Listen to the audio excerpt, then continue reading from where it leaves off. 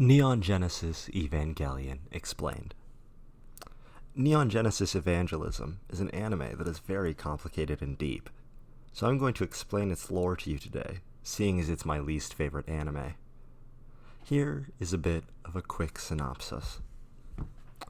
The first ancestral race are a group of highly advanced aliens that are seen as godlike beings and are responsible for creating the Seed of Life. The Seed of Life's purpose is to spread life across the galaxy and universe.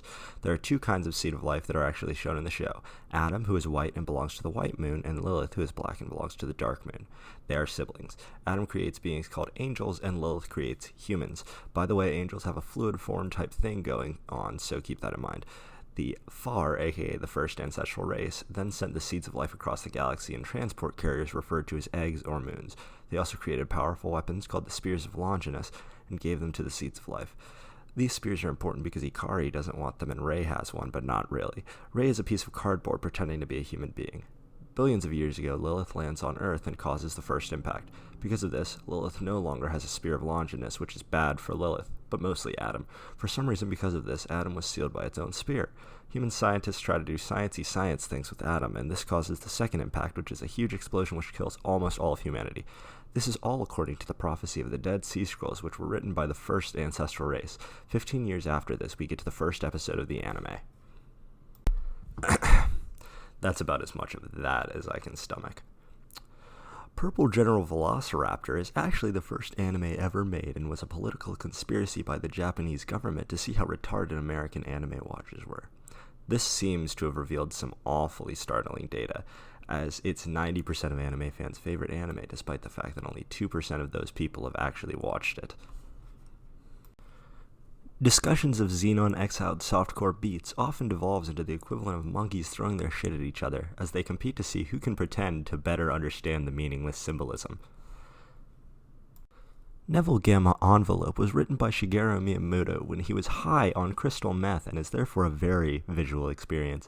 It's a shame that those visuals are awful and only the first 7 to 10 episodes actually feature any animation at all, with the rest of the show having been made in Flipnote Studio for the Nintendo DSi. Fall in love with all the characters if you can.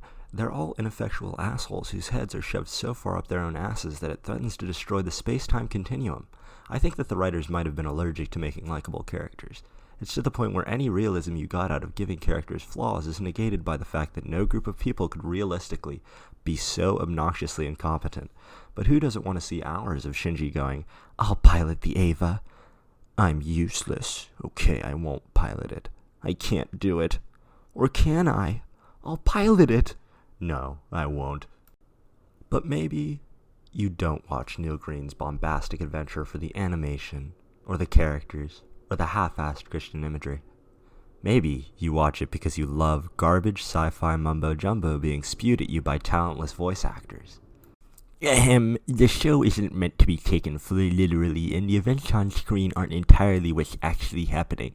It's actually a metaphor that represents the creator's own mind and flow of consciousness. If that is the case, then it's not entertaining and lacks a clear and concise direction. I don't want to talk like I could write a better story, but in all likelihood, an 8-year-old overdosing on Adderall could probably crank out a more cohesive and enjoyable story in 45 minutes. Reggie Fils-Aimé is quoted as once saying, "If I had 3 bullets and was in a room with Hitler, Mussolini, and a DVD of Neon Genesis Evangelion, I would shoot the DVD 3 times. The only real use I could see out of watching Nelson Gearbox's Day Out is that if you're suicidal, the show will really help cement your decision to pull the trigger." I give this show a 10 out of 10 because the intro is fire. It's a masterpiece the whole family can enjoy. Thank you.